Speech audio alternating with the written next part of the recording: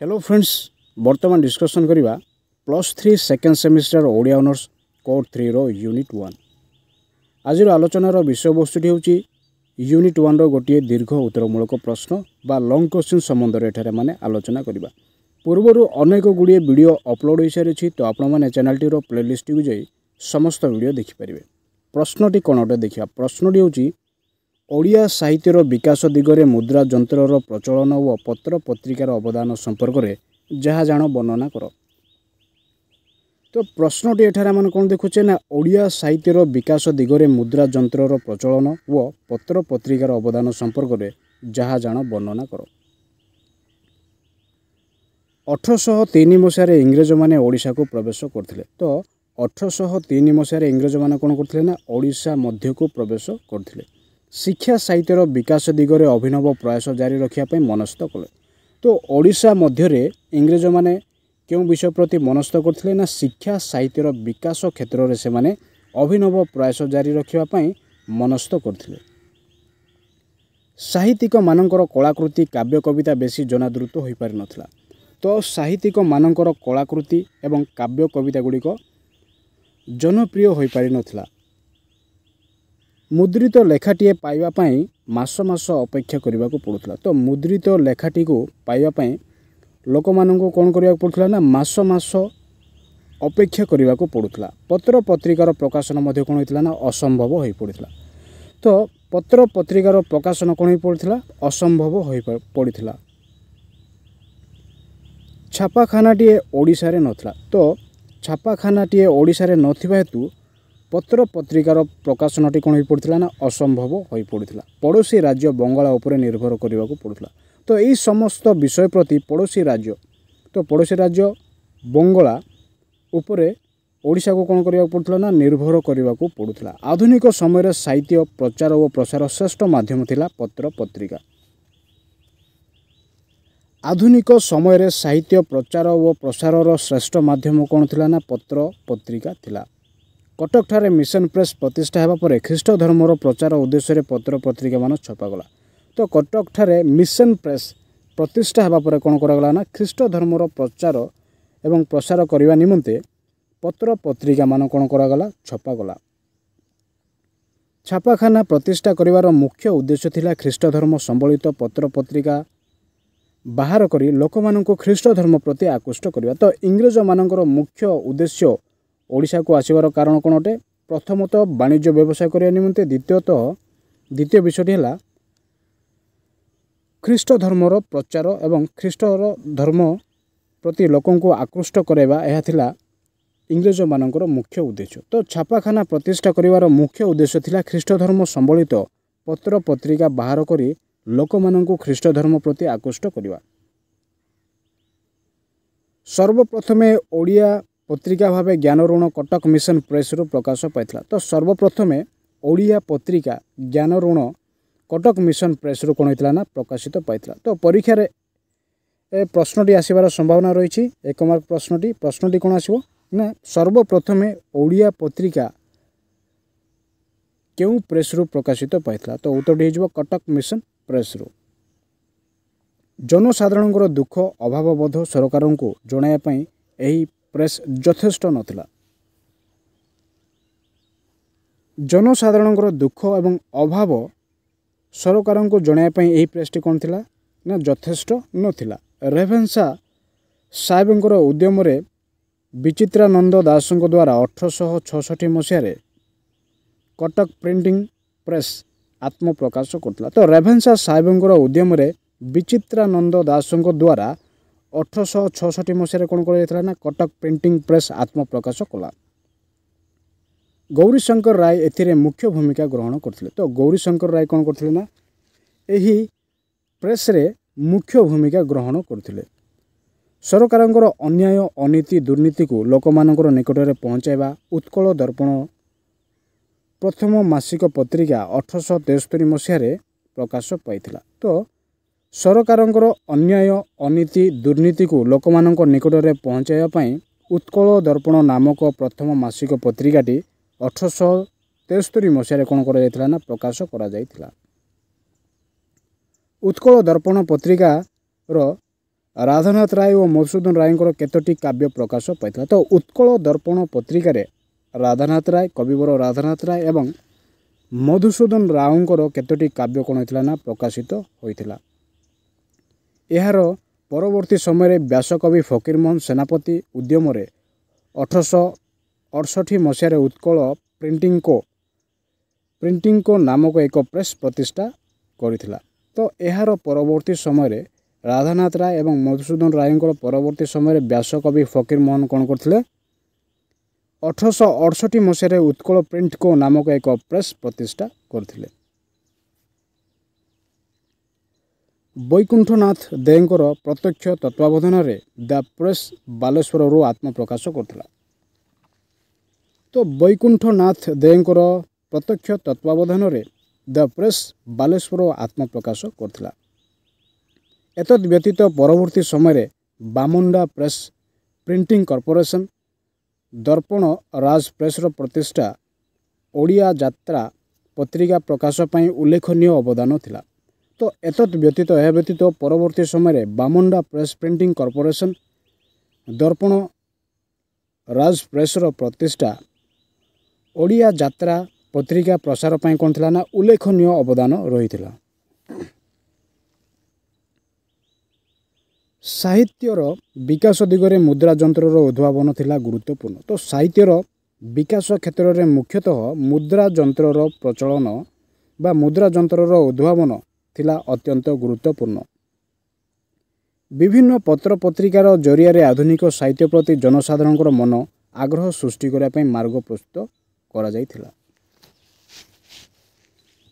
विभिन्न पत्र पत्रिका जरिया आधुनिक साहित्य प्रति जनसाधारण मनरे कौन करवा उत्साह एवं आग्रह सृष्टि करने मार्ग कौन कर प्रस्तुत करा जायथिला। आधुनिक साहित्यर परिवर्तन रुचिबोध को जनसाधारण पाखरे पहुँचाइबा चेष्टा जारी रहिथिला। तो आधुनिक साहित्यर परिवर्तन करने निमंते रुचिबोध को जनसाधारण पाखरे कौन कर जायथिला ना पहुँचाइबा पई चेष्टा जारी रखा जायथिला। गाँ गहली रे थिबा शिक्षित लोकटीए हाथ में पत्रिकाटीए पाई राज्यर खबर जानी पारुथला। तो गाँ गहली रे थिबा शिक्षित लोकटी हाथ में पत्रिकाटीए पाई राज्यर समस्त खबर से जानी पारुथला। साहित्य प्रति अनुराग क्रमशः बढ़ी बढ़ी चलिला। तो यही समस्त विषय घटिया पर कौन है ना साहित्य प्रति अनुराग लोकंक मध्य क्रमशः वृद्धि पाइबारे लागिला। साहित्य क्षेत्र में जनजागरण सृष्टि करिवारे सहायक होइतला। तो साहित्य क्षेत्र में कौन होइतला ना जनजागरण सृष्टि करिवारे सहायक होइतला। जनजीवनर मुखपत्र भाव में पत्र पत्रिका गुरुत्वपूर्ण अटे। तो जनजीवनर मुखपत्र कौन अटे ना पत्र पत्रिका अटे। तो यह हूँ गुरुत्वपूर्ण। विभिन्न समस्या एथिरे स्थान पाई। तो विभिन्न प्रकार समस्या पत्र पत्रिका मध्य कौन होता है ना स्थान पाई। लोक मानकर सुख दुख समस्या को सरकार पाखरे पहुँचाइबा पत्र पत्रिका एकांत उपयोगी अटे। तो विभिन्न समस्या क्यों स्थान पाई ना पत्र पत्रिका मध्य स्थान पाई। लोक मानकर सुख दुख समस्या को सरकार पाखरे पहुँचाइबा पत्र पत्रिका एकांत उपयोगी रही। शिक्षित युवगोष्ठी प्रेरणा थिला पत्र पत्रिका। तो शिक्षित युवगोष्ठी प्रेरणाटी कौन थिला ना पत्र पत्रिका ही थिला। इंग्रज मानकर आगमन फल सबु क्षेत्र में ओडिशार परिवर्तन घटिला। तो पूर्व समय ओडिशा जो भली थिला जेते बेले इंग्रज माने ओडिशा मध्य को प्रवेश कले बा आगमन कले तो इंग्रज मानकर आगमन फल सबु क्षेत्र में ओडिशार कौन देखा आम पाइले ना परिवर्तन देखा पाइले।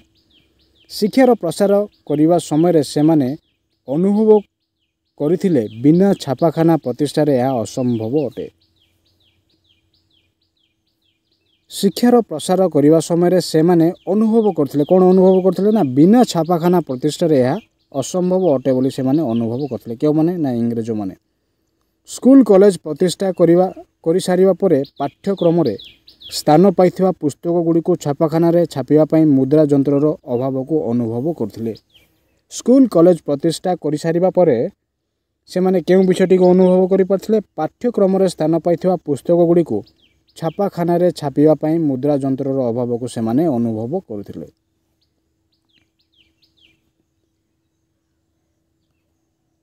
କର୍ମବୀର ଗୌରୀଶଙ୍କର ରାୟ ତତ୍ତ୍ୱାବଧାନରେ ଉତ୍କଳ ଦୀପିକା ପତ୍ରିକା 1866 ମସିହାରେ ପ୍ରକାଶ ପାଇଥିଲା। ତ ଗୌରୀଶଙ୍କର ରାୟଙ୍କର ସମ୍ପାଦନାରେ ଉତ୍କଳ ଦୀପିକା କେଉଁ ମସିହାରେ ପ୍ରକାଶିତ ହୋଇଥିଲା ନା 1866 ମସିହାରେ ପ୍ରକାଶ ହୋଇଥିଲା। ପ୍ରଥମେ ସାପ୍ତାହିକ ପରେ ଦୈନିକ ସମ୍ବାଦପତ୍ର ଭାବରେ କାର୍ଯ୍ୟ କଲା। ତ ପ୍ରଥମେ ସାପ୍ତାହିକ ଓ ପରେ ଦୈନିକ ସମ୍ବାଦପତ୍ର ରୂପରେ ଉତ୍କଳ ଦୀପିକାଟି କ'ଣ କଲା ନା କାର୍ଯ୍ୟ କଲା। ଜନସାଧାରଣଙ୍କର ଅଭାବ ଅସୁବିଧା, ସରକାରୀ ଉଦାସୀନତା, ଜୀବନ ଓ ଜୀବିକା ସମ୍ପର୍କରେ ବିଭିନ୍ନ ଖବର ପ୍ରକାଶ ପାଇଥିଲା। ତ ପତ୍ର ପତ୍ରିକା ମାଧ୍ୟମରେ କ'ଣ ଘଟିଥିଲା? ଜନସାଧାରଣଙ୍କର ଅଭାବ ଅସୁବିଧା, ସରକାରୀ ଉଦାସୀନତା, ଜୀବନ ଓ ଜୀବିକା ସମ୍ପର୍କୀୟ ବିଭିନ୍ନ ଖବର ପ୍ରକାଶ ପାଇଥିଲା। ଧାରାବାହିକ ଭାବରେ ଏହି ପତ୍ରିକାରେ ଲେଖକମାନଙ୍କର ଲେଖା ମଧ୍ୟ ପ୍ରକାଶ ପାଇଥିଲା। ତ ଧାରାବାହିକ ଭାବରେ ଏହି ପତ୍ରିକାରେ ଲେଖକମାନଙ୍କର ଲେଖା ମଧ୍ୟ କ'ଣ କରାଯାଇଥିଲା ନା ପ୍ରକାଶ କରାଯାଇଥିଲା ବା ପ୍ରକାଶିତ ହୋଇଥିଲା। ସୌଭାଗ୍ୟର କଥା, ଏହି ପତ୍ରିକାଟି 66 ବନ୍ଧ ପର୍ଯ୍ୟନ୍ତ ଓଡ଼ିଆ ଭାଷା ସାହିତ୍ୟକ ବିଭିନ୍ନ ସମସ୍ୟାକୁ ଉପସ୍ଥାପନା ସକ୍ଷମ ହୋଇଥିଲା। ସୌଭାଗ୍ୟର କଥା କ'ଣ ଅଟେ ନା ପତ୍ରିକାଟି 66 ବନ୍ଧ ପର୍ଯ୍ୟନ୍ତ ଓଡ଼ିଆ ଭାଷା ସାହିତ୍ୟକୁ ବିଭିନ୍ନ ସମସ୍ୟାକୁ ଉପସ୍ଥାପନା କରିବାରେ କ'ଣ ହୋଇଥିଲା ନା ସକ୍ଷମ ହୋଇପାରିଥିଲା। ଓଡ଼ିଶାରେ ସେ ସମୟରେ ଦେଖା ଦେଇଥିବା ବିଭିନ୍ନ ସମସ୍ୟାକୁ ଉପସ୍ଥାପନ କରିବା ପାଇଁ ଉତ୍କଳ ଦୀପିକା ପତ୍ରିକା ଗୁରୁତ୍ୱପୂର୍ଣ୍ଣ ଥିଲା। ତ ଓଡ଼ିଶା ମଧ୍ୟରେ ସେ ସମୟରେ ଦେଖା ଦେଇଥିବା ବିଭିନ୍ନ ସମସ୍ୟାକୁ ଉପସ୍ଥାପନ କରିବା ନିମନ୍ତେ ଉତ୍କଳ ଦୀପିକା ପତ୍ରିକାଟି କ'ଣ ଥିଲା ନା ଅତ୍ୟନ୍ତ ଗୁରୁତ୍ୱପୂର୍ଣ୍ଣ ଥିଲା। 1866 ମସିହାରେ ନଅଙ୍କ ଦୁର୍ଭିକ୍ଷ ସମୟ ଏକ ପରବର୍ତ୍ତୀ ସମୟରେ ସାମାଜିକ ଜୀବନଧାରାରେ ବିରାଟ ଶୂନ୍ୟ ସ୍ଥାନ ସୃଷ୍ଟି ହୋଇଥିଲା। ତ ନଅଙ୍କ ଦୁର୍ଭିକ୍ଷ କେଉଁ ମସିହାରେ ହୋଇଥିଲା ନା 1866 ମସିହାରେ ନଅଙ୍କ ଦୁର୍ଭିକ୍ଷଟି ପଡ଼ିଥିଲା। ଏ ପରବର୍ତ୍ତୀ ସମୟରେ ନଅଙ୍କ ଦୁର୍ଭିକ୍ଷର ପରବର୍ତ୍ତୀ ସମୟରେ ସାମାଜିକ ଜୀବନ ଧାରଣର କ'ଣ ଘଟିଥିଲା ନା ଏକ ବିରାଟ ଶୂନ୍ୟ ସ୍ଥାନ ସୃଷ୍ଟି ହୋଇଥିଲା।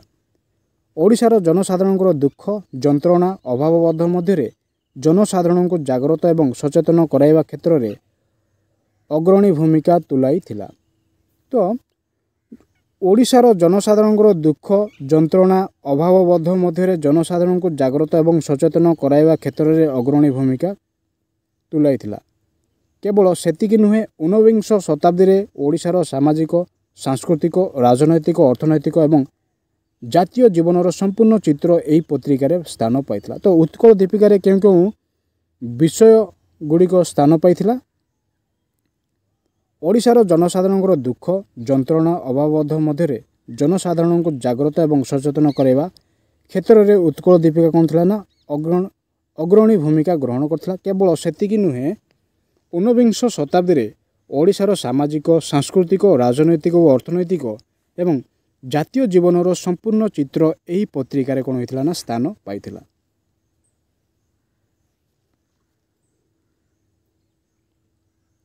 ସର୍ବପ୍ରଥମେ ବାଲେଶ୍ୱରରୁ ବୋଧଦାୟିନୀ 1866 ମସିହାରେ ଆତ୍ମପ୍ରକାଶ ଲାଭ କରିଥିଲା। ସର୍ବପ୍ରଥମେ ବାଲେଶ୍ୱରରୁ ବୋଧଦାୟିନୀ ନାମକ ପତ୍ରିକାଟି 1866 ମସିହାରେ ଆତ୍ମପ୍ରକାଶ କରିଥିଲା ବା ପ୍ରକାଶିତ ହୋଇଥିଲା। ଏହାର ପରବର୍ତ୍ତୀ ସମୟରେ 1868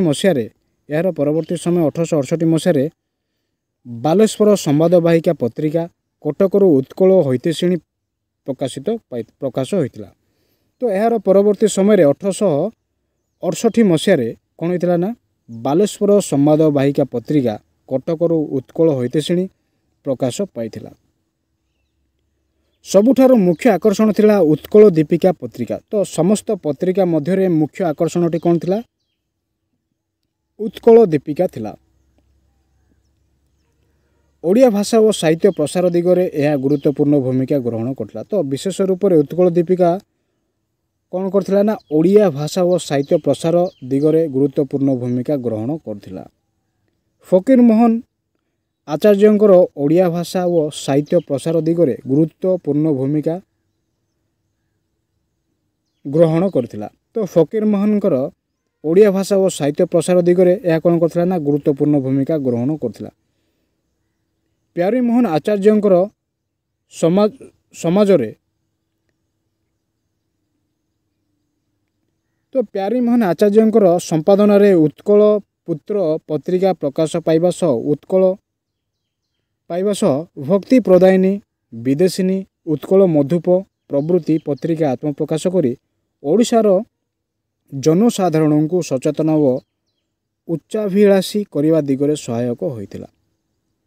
तो प्यारीमोहन आचार्यंकर संपादन रे उत्कल पुत्र पत्रिका प्रकाश पाइथिला एवं भक्ति प्रदायिनी विदेशी उत्कल मधुप प्रभृति पत्रिका आत्म प्रकाश करी ओडिशार जनसाधारण को कौन करथिला ना सचेतन व उच्चाभिलाषी करने दिगरे सहायक होइतिला।